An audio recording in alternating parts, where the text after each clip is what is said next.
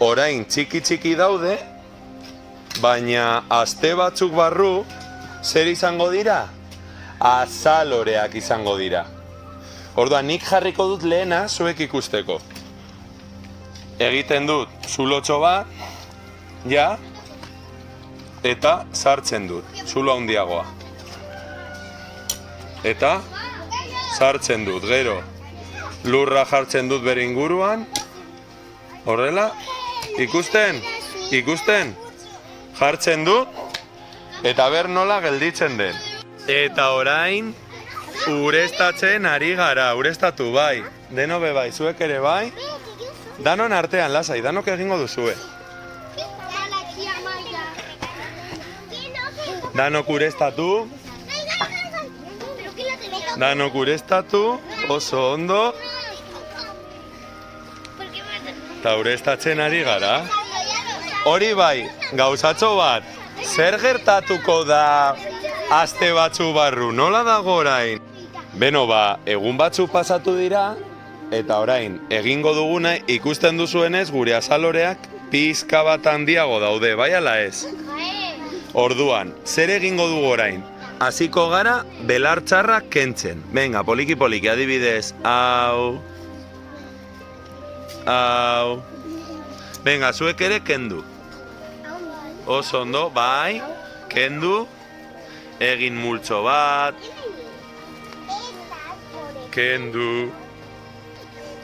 Oso ondo.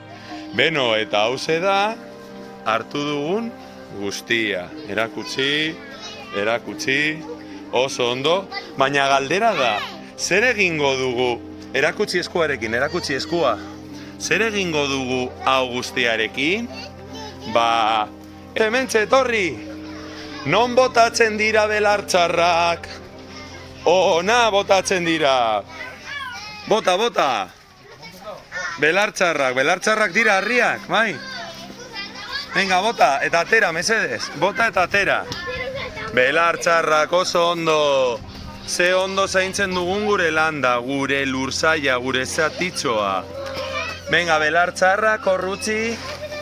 Belartxarrak.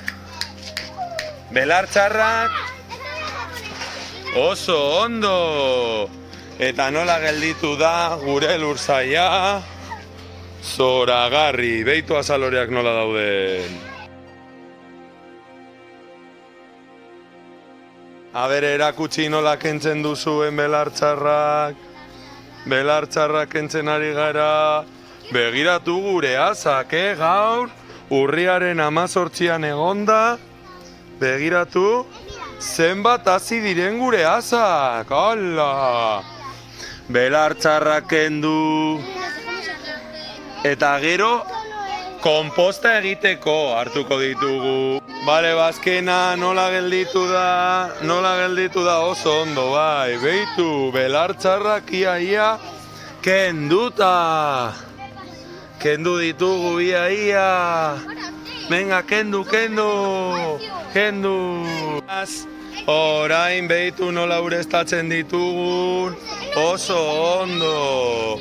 Ura behar dute, beitu eta txikitzu horiek ere bai, ura, oso ondo.